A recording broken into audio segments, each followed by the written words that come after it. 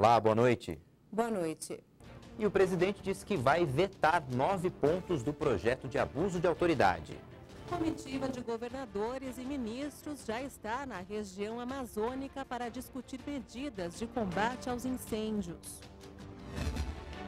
O Brasil é o segundo país com mais academias no mundo. Por isso, o mercado fitness movimenta 2 bilhões de dólares por ano. Você vai ver agora no Jornal das 18 horas.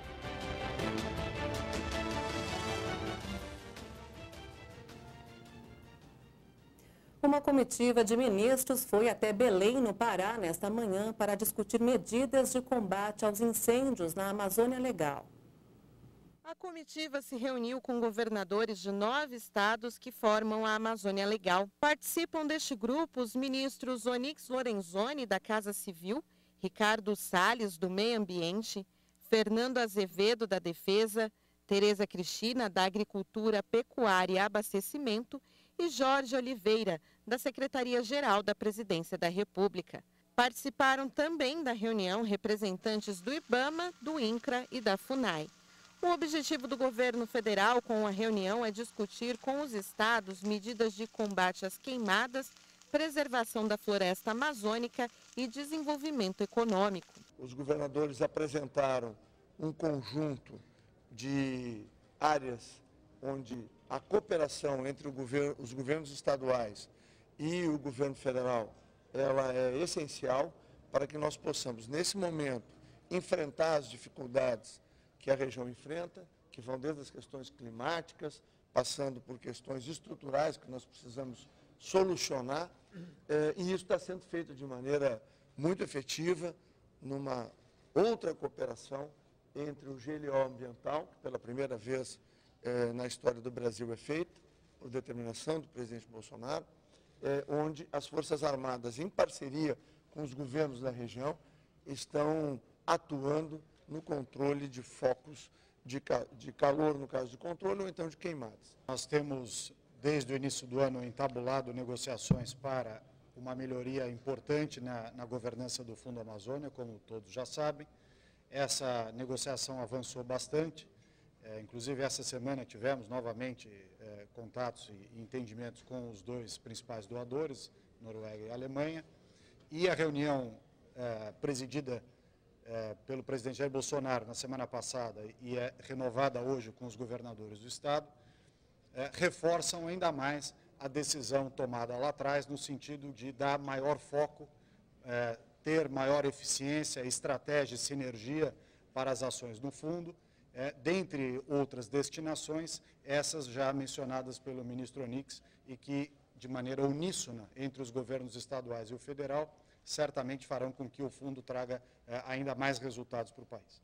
Nós apresentamos as ações que entendemos serem estratégicas, destacando o processo de fortalecimento do monitoramento e fiscalização para ações imediatas, como também, sob o aspecto estruturante, a regularização fundiária, a assistência técnica e qualificação para efetivamente implementar a lógica de que não precisa desmatar para produzir, que aquilo que já está antropizado na região amazônica é absolutamente suficiente para que tenhamos aqui fronteiras consolidadas de produção, seja de proteína, seja de grãos. Nesta terça-feira, o grupo segue para Manaus, onde participa de uma segunda reunião sobre o assunto.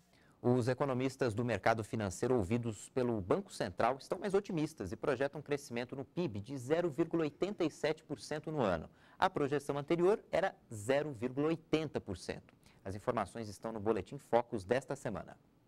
O corpo do ex-governador de São Paulo, Alberto Goldman, foi enterrado hoje no cemitério israelita na capital paulista. O velório foi realizado na Assembleia Legislativa. Alberto Goldman morreu domingo, aos 81 anos. Ele estava internado desde o dia 19 de agosto na UTI do Hospital Sírio-Libanês. Goldman fazia um tratamento contra um câncer na região cervical. Ele passou mal durante uma tomografia que revelou um sangramento no cérebro. O ex-governador foi operado no mesmo dia da internação, mas o estado de saúde dele piorou. Em 2010, Goldman era vice-governador e assumiu o poder quando José Serra deixou o cargo para disputar a presidência.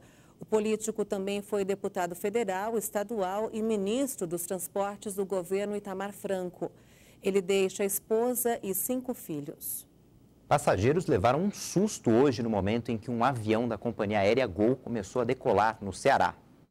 Esse vídeo gravado de dentro da aeronave mostra o momento em que uma das turbinas do avião começou a pegar fogo. A aeronave estava ganhando velocidade para decolar no aeroporto de Juazeiro do Norte. A suspeita é de que tenha havido uma explosão no motor. Alguns passageiros relataram que ao entrar no avião sentiram um cheiro de combustível na parte traseira da aeronave. O voo com destino a São Paulo tinha 154 passageiros e foi suspenso. A Gol informou que o avião teve um problema técnico e foi para a manutenção. O INSS começou a pagar hoje a primeira parcela do 13º salário para aposentados e pensionistas que ganham mais do que um salário mínimo. O pagamento vai até sexta-feira.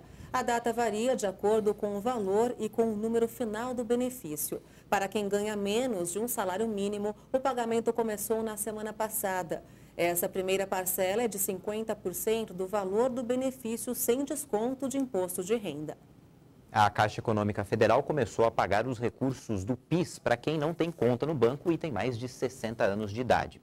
São 10 milhões de trabalhadores beneficiados. O pagamento das contas poderá movimentar até 18 bilhões e 300 milhões de reais. O presidente Jair Bolsonaro afirmou hoje que vai vetar 9 pontos do projeto de abuso de autoridade. O presidente deu a declaração na manhã desta segunda-feira ao deixar o Palácio do Planalto. O Moro, se não me engano, pediu 10, 9 estão garantidos, vou discutir o último.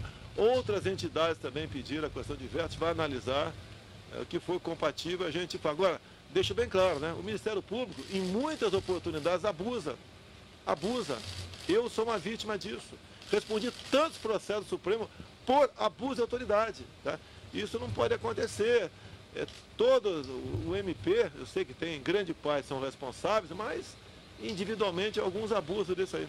Bolsonaro tem até a próxima quinta-feira para tomar a decisão. Em caso de veto, o texto volta para a análise do Congresso Nacional, que pode manter ou derrubar os vetos presidenciais. O projeto de abuso de autoridade foi aprovado no último dia 14 de agosto pela Câmara dos Deputados.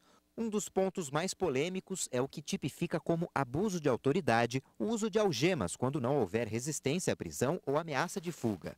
A lei de abuso de autoridade tem 37 ações que poderão ser consideradas crimes. Entre elas estão executar mandado de busca e apreensão em imóvel, mobilizando veículos, pessoal ou armamento de forma ostensiva para expor o investigado a vexame, impedir encontro reservado entre um preso e advogado e decretar a condução coercitiva de testemunha ou investigado sem intimação prévia de comparecimento ao juízo. O presidente Jair Bolsonaro disse que pediu ao ministro da Economia, Paulo Guedes, que apure as declarações do presidente da Agência Brasileira de Desenvolvimento Industrial sobre o secretário especial de Produtividade e Emprego do Ministério da Economia.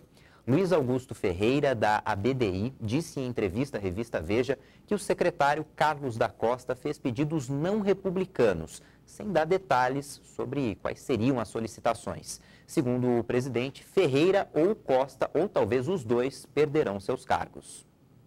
Em Nova Esperança, no Paraná, as câmeras de segurança flagraram a fuga de 11 presos. Nas imagens é possível ver os suspeitos pulando o muro da delegacia. Um agente penitenciário foi feito refém. Ele sofreu escoriações, mas passa bem. Nenhum preso foi recapturado até agora.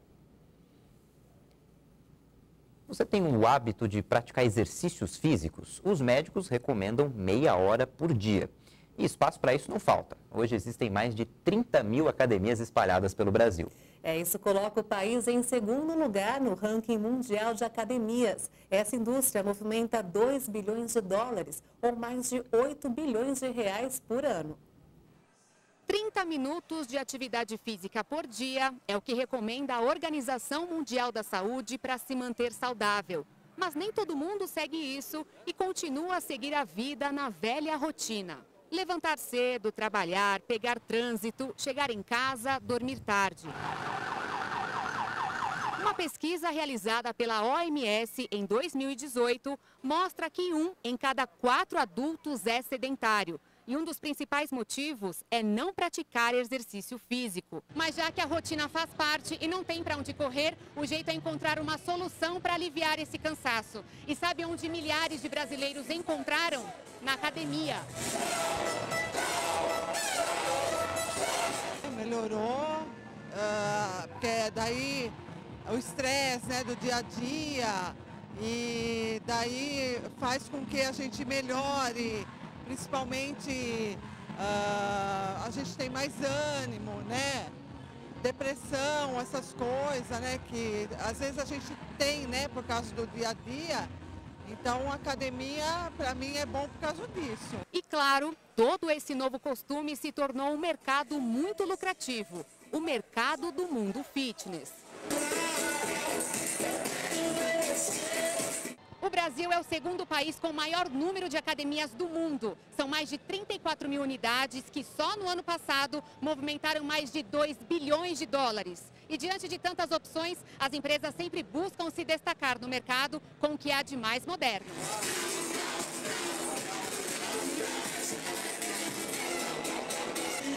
$20 minutos aqui na nossa máquina equivale a mais de 2 horas dentro do mar. Cansa bastante, viu? Mesmo já sendo surfista, pega um pouquinho, mas depois que você pega o jeito, fica craque.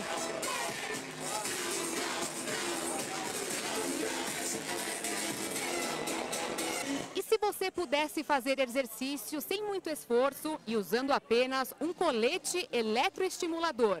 Para o educador físico, o que é o bacana? Ele serve como para um complemento para uma musculação, para um funcional, para outras atividades.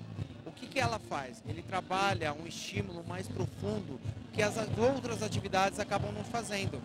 Então, principalmente para aquela mulher que quer melhorar o tônus no bumbum, melhorar a celulite, o homem que quer trabalhar um pouco mais a região do abdômen, ele vai ajudar a potencializar o resultado. O mundo fitness já faz parte da vida de muita gente.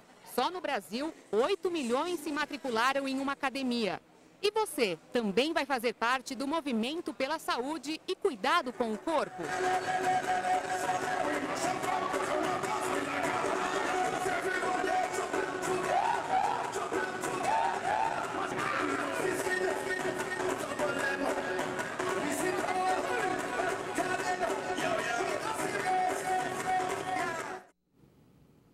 E veja a seguir, ex-primeira-dama da Guatemala é presa acusada de corrupção. Os detalhes em instantes, até já.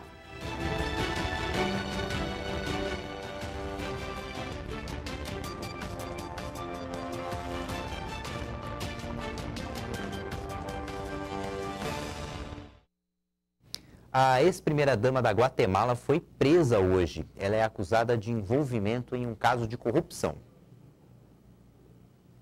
Sandra Torres foi presa em casa. Ela foi candidata à presidência pela União Nacional da Esperança e perdeu as eleições em agosto. Durante a campanha, ela teve imunidade justamente porque era candidata. Em fevereiro, o Ministério Público do país pediu a retirada do foro para que Torres fosse investigada após a revelação de que cerca de 2,5 milhões de dólares não foram relatados por ela nas despesas da campanha de 2015. O dinheiro foi entregue ao partido por 2 empresas, mas não foi contabilizado nos relatórios apresentados à Justiça Eleitoral. Torres foi casada com Álvaro Colom, que presidiu o país entre 2008 e 2012, mas se divorciou dele em 2011. Subiu para 7 o número de mortos em um ataque a tiros no Texas, nos Estados Unidos, no sábado. De acordo com o Departamento de Segurança Pública, o tiroteio começou quando um policial tentou parar um veículo numa estrada entre as cidades de Odessa e Midland.